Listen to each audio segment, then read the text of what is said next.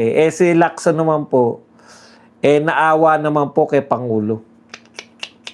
Kawawa naman. Bakit po naawa si Lacson? Eto, inaming naawa siya kay Pangulong Marcos. Naawa ko kay Pangulo. Hindi ko siya kamag-anak, hindi ko siya close, pero nararamdaman ko bilang isang Pilipino, naaawa ako sa kanya. Bakit ka naman naawa?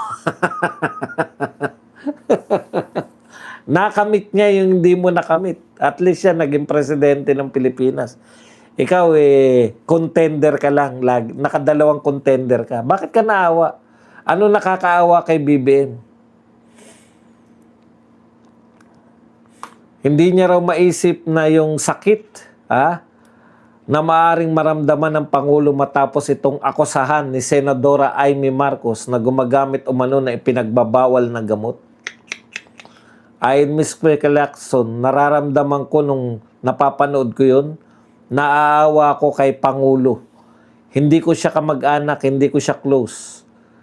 Pero nararamdaman ko unang-una bilang isang Pilipino, naaawa ako sa kanya. Grabe, no? Naawa. Para kay Lacson, hindi lamang ito simpleng hindi pagkakaunawa na magkapatid. Hindi umano katangian na isang Pilipino ang dahilan ng publiko. Ang masabi ko lang, medyo napaka-unfair. Ang mga Pilipino tayo nakasaksi ng pag-aaway na magkakapatid pero yung confined sa bahay. Pero magsalita ka sa harap ng 100,000 tao sa Luneta. Okay, alam mo, bago ka maawa, Ping Lacson, eto lang yan, no? Tulungan mo si President Marcos, no? Kasi wala siya maipagmalaki. Total, naaawa ka na rin lang. Wala po siya maipagmalaking proyekto. Senator Ping Lacson. Ang inaasahan niya, ang pinagmamalaki ni Auntie Claire. Eto, ano na tayo, Hindi ko muna babanatan si BBM. Naawa si Ping Lacson. May magagawa kang paraan, no? Para yung awa mo hindi lang sa salita. Naawa ka, gusto mo siguro na kasi bibihira po yung magalit sa iyo yung kapatid mo, lalo na si Amy Marcos na very supportive sa kanya. Alam naman natin kung bakit, no? Kasi si BBM, tinalikuran niya yung nagpanalo sa kanya. Yan yung hinanakit nito ni Amy Marcos. Tinalikuran ni BBM yung mga Duterte na nagpanalo sa kanya. Parang si Amy Marcos nasisisi ng mga Duterte, ako hanggang ngayon. Ang tingin ko talaga si Amy Marcos talaga yung dapat sisihin kung bakit nagkaroon ng uniteam, di ba? Hanggang ngayon sinisisi si Amy Marcos dahil dyan sa pag-uniteam sa'yo. Kaya hindi mo masisisi si Amy Marcos Tinalikuran mo yung ka-uniteam mo. O ngayon, ano yung gusto nating palabasin para matulungan niya si Marcos? Ipinagmamalaki po ni Auntie Claire lagi na si BBM ang nag-expose, no? Siya lang daw ang tanging presidente na nag-expose po ng flood control, corruption. Corruption na, direktahan natin. Siya po ang nag-expose, siya lang daw po ang tanging presidente.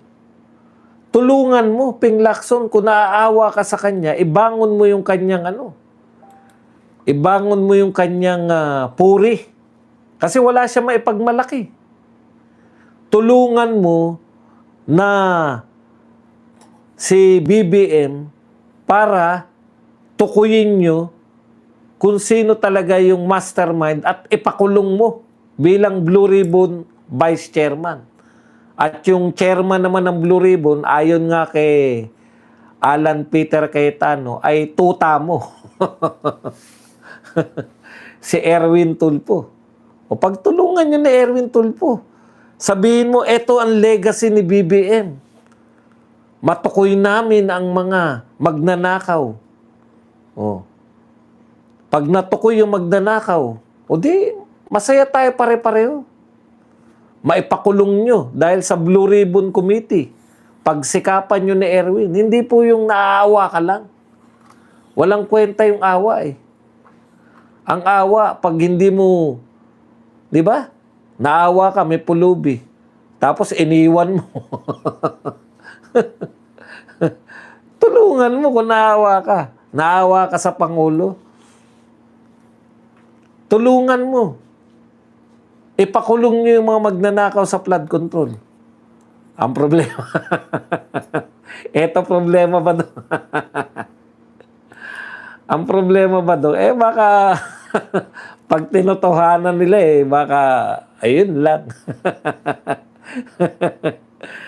Yun lang. Pero yun di ba? Hindi po sapat na maawa ka, Ping Lacson, kay BBM. O kaya, kung talagang naawa ka dahil ang daming problema ng bansa at mukhang hindi kaya ni BBM lutasin, payuhan mo na mamahinga na kasi nakakaawa talaga eh.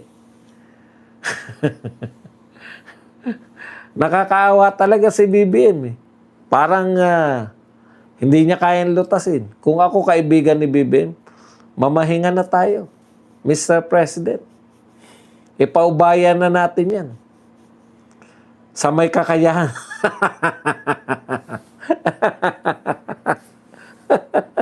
Sabi? Ayan lang yan. Pero kung wala ka namang gagawin, naawa ka lang, tapos hindi mo naman siya tutulungan na matukoy ang mga magnanakaw, wala rin. Wala rin silbi ang ano mo. Oh, marami daw pala nagawa. Si Marib. Marib, marami pala nagawa. Sabihin mo kay Auntie Claire, yan na sabihin. Laging umatake lang. Ang dami naman palang ginawa. Biruin nyo, rehab ng EDSA. Oh, tama naman. Si Marib, marami po nagawa.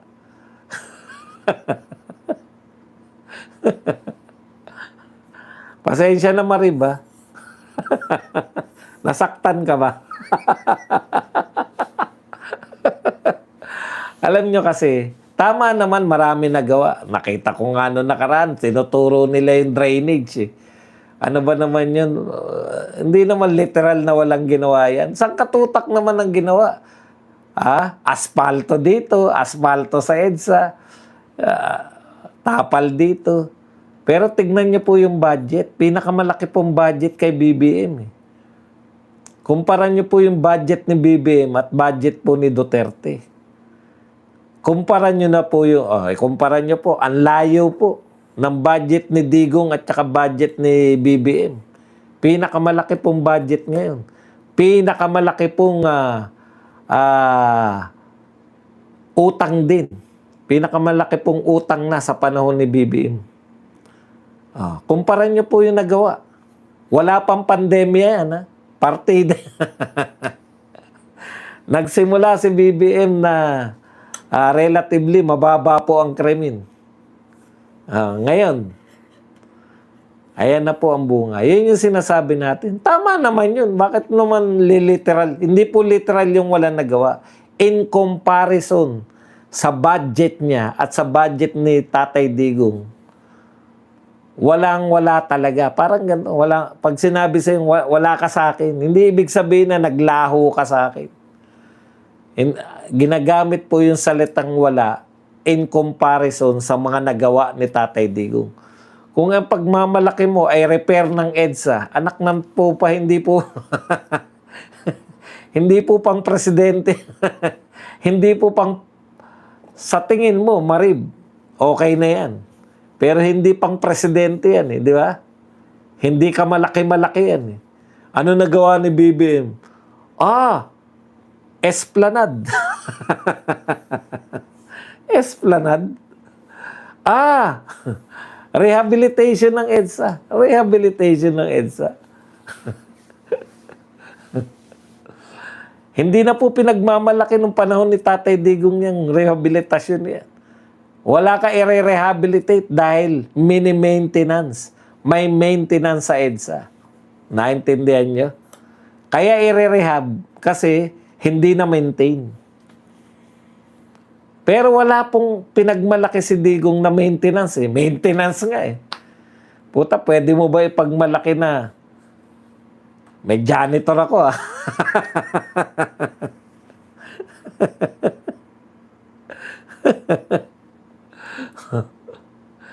Oh, tama naman. Dumayo pa para ituro yung imburnal. Ang dami pong imburnal siguro na paggawa. Yung mga 3 dipang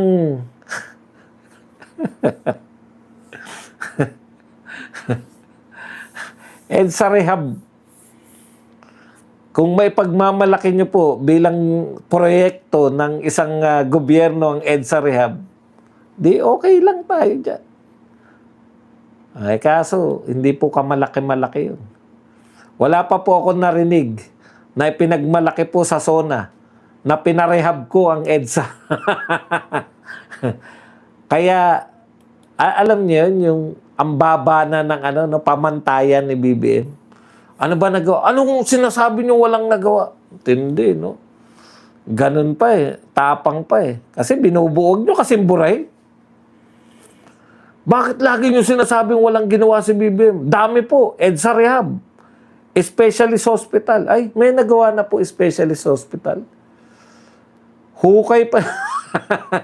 Hindi pa po natatapos. Huwag mo muna ipagmalaki. Wala pa po kahit isang specialist. Plano pa lang. Pag meron na po na ipatayo, tsaka nyo ipagmalaki. Hukay pa lang.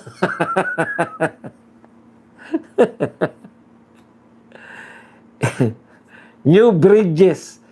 Sige nga, magsabi ka nga. Ano bang new bridge ni BBM? Yung Bukana. Yun nga pala pinagmalaki. Oh. Kaya isa-isang bridge na pinagmalaki, di ba, Bukana? Pero alam ng mga taga Davao, alam namin na hindi kay BBM yun. Ano pa po? Pasig River Esplanade, kawawa naman. Marikina flood control. Very good. Wala na pong flood sa Marikina.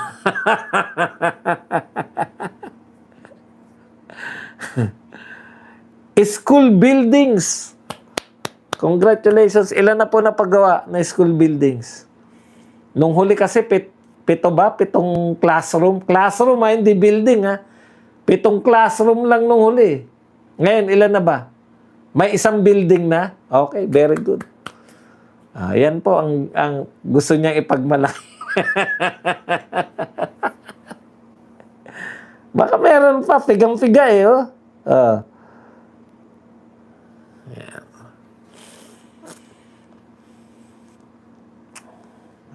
Okay na yun. Pinagmalaki namin Pinakamalupit yung EDSA. May nakalimutan ka. Yung yung over pa, tawag doon?